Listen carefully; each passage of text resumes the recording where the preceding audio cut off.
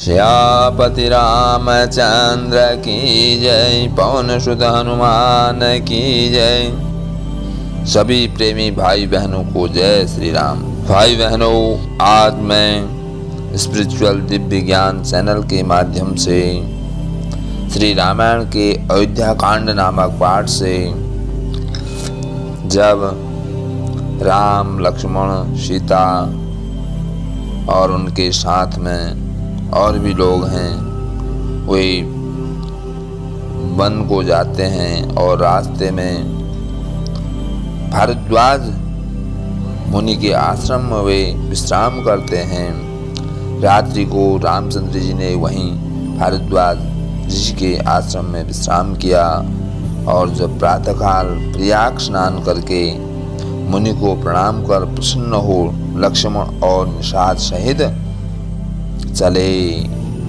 आगे वन की ओर, तो रामचंद्र जी ने प्रेम सहित मुनि से पूछा, हे नाथ, बताइए हम किस मार्ग से जाएं, कौन सा रास्ता है। यह सुनकर मुनीश्वर ने रामचंद्र जी से हंसकर कहा कि आपके लिए सब मार्ग सुगम हैं। फिर उनके साथ जाने के लिए मुनि ने शिष्य बुलाए। सुनते ही मन में आनंद हो 50 एक आ गए। सब ही का राम जी पर अपार प्रेम है। सभी कहते हैं कि मार्ग हमारा देखा हुआ है। तब मुनि ने 4 ब्रह्मचारी संग किए, जिन्होंने बहुत जन्मों तक बड़े सुकृत किए थे। श्री रामचंद्र जी प्रणाम कर और मुनि की आज्ञा पाकर मन में खुश हो वहां से चले।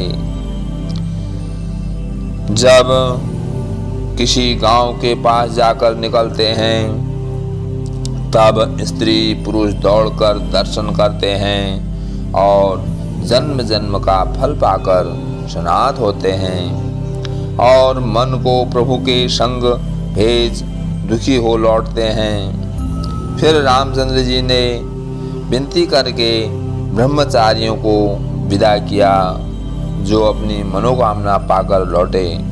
फिर पार उतरकर सबने यमुना जल में स्नान किया, जो शरीर के समान श्याम वर्ण है।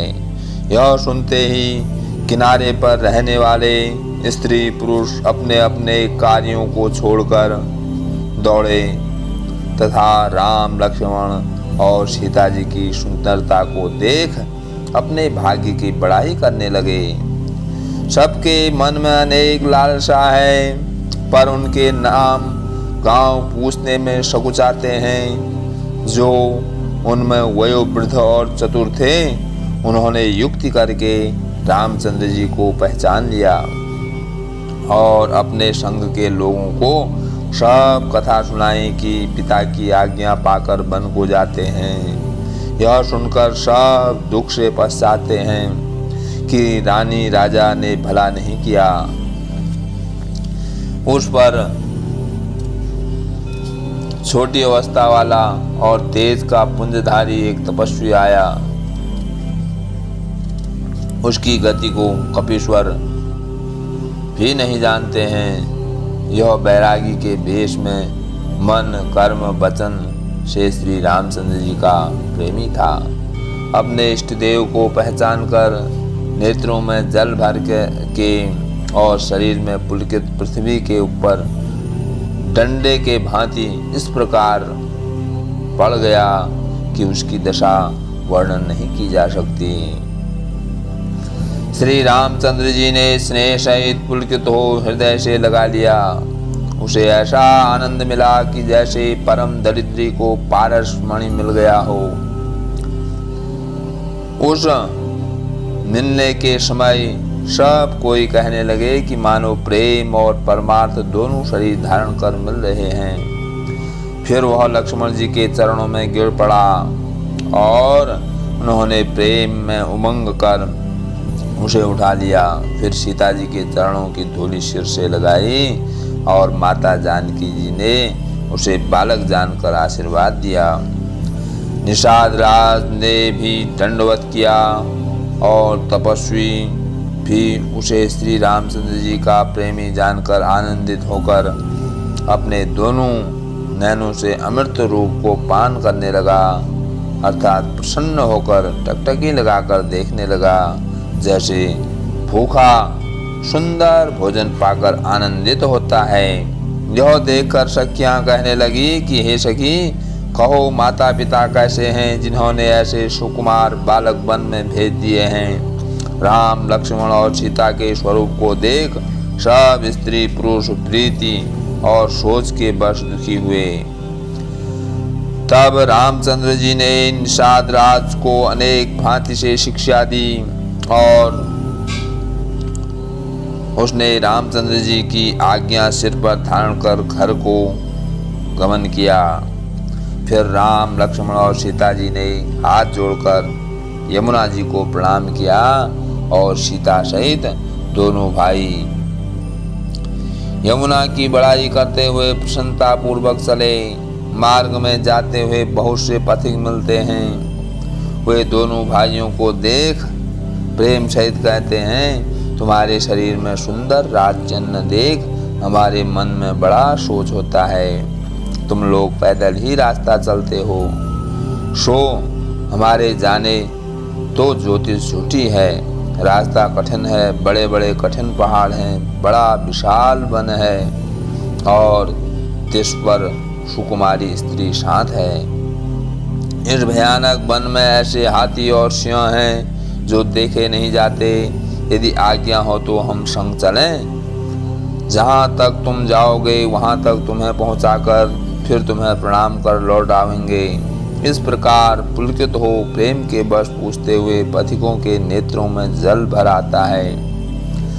तब तो कृपा सिंधु मीठे वचनों से विनती करके उन्हें फेरते हैं। जो पूर्व और गांव मार्ग में बसे हुए हैं उनकी नागलोक और देवलोक प्रशंसा करते हैं। किस धर्मात्मा ने किस शुभ घड़ी में इनको बसाया है। यह पुण्यमय और परम सुंदर हैं। जहाँ जहाँ राम जी के चरण चले जाते हैं उनके समान अमरावती भी नहीं है। मार्ग के समीप बसने वाले बड़े पुण्यात्मा हैं। उनकी देवलोकवासी भी सराहना करते हैं। जो सीता और लक्ष्मण सहित मेघ तुल्य राम जी के नेत्र भर दर्शन करते हैं। जिस तालाब तथा नदी में राम जी स्नान करते हैं उसकी देव सरोवर और देव नदियां भी प्रशंसा करती हैं। जिस वृक्ष के नीचे भगवान जाकर बैठते हैं कल्प वृक्ष भी उसकी बड़ाई करते हैं। रामचंद्र जी के कमल के समान चरणों की रज को स्पर्श कर पृथ्वी अपने को बड़भागिनी मानती है।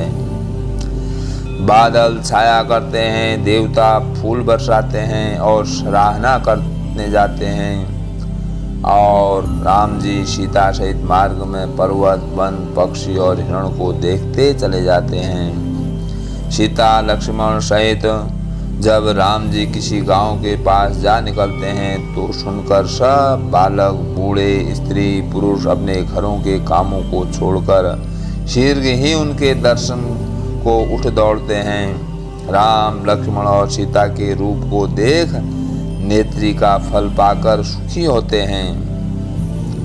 उनके नेत्रों में जल भर आया, शरीर पुलकित हो गया। दोनों भाइयों को देख सब प्रेम में मग्न हो गए।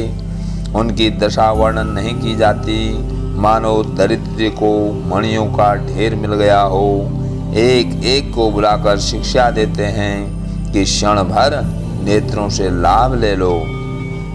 कोई रामचंद्र जी को देख प्रेम में मग्न हो उन्हें देखते हुए शांत चले जाते हैं और कोई नेत्रों के मार्ग से उनकी शोभा को हृदय में लाकर तन मन वचन से शिथिल हो जाते हैं। कोई बड़ छाया को देख कोमल घास और पत्ते बिछाकर कहते हैं कि क्षण भर यहाँ बैठकर श्रम दूर कीजिए, फिर चाहे अभी चले जाना चाहे सवेरे।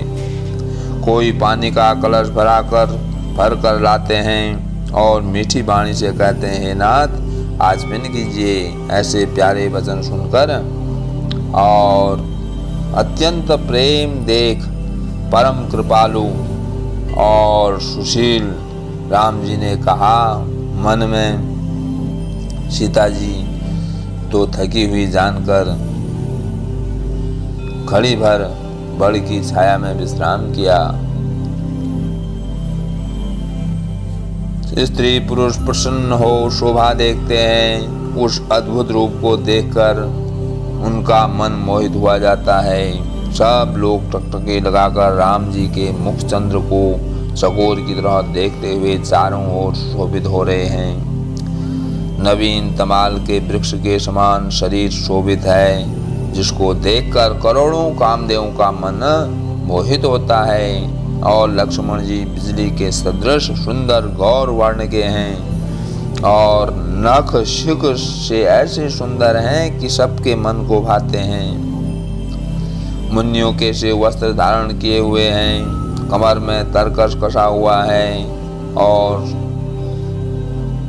कमल के समान हाथों में धनुष बाण शोभा देता है। सिरों पर सुंदर जटाओं के मुकुट बने हैं। चौड़ी छाती, लंबी भुजाएं, विशाल नेत्र हैं। शरद की पूर्णिमा के चंद्रमा के समान सुंदर मुखों पर पसीने के कण शोभा दे रहे हैं। मनोहर जोड़ी का वर्णन नहीं किया जाता। शोभा बहुत है, मेरी बुद्धि थोड़ी है। राम लक्ष्मण और सीता जी की सुंदरता को सब मन बुद्धि और चित्त लगाकर देखते हैं। प्रेम के प्यासे सब नर नारी ऐसे थक जाते हैं जैसे कि मृगी और मृग दीपक को देखकर थके से रह जाते हैं। सीता जी के पास गांव की स्त्रियां जाती हैं, किंतु अति स्नेह के कारण पूछने में सकुचाती हैं। सब बारंबार पांव लगती हैं और सुंदर सरल और मीठे वचन कहती हैं, हे राजकुमारी हम विनय करती हैं, परंतु स्त्री स्वभाव से पूछने में डरती हैं।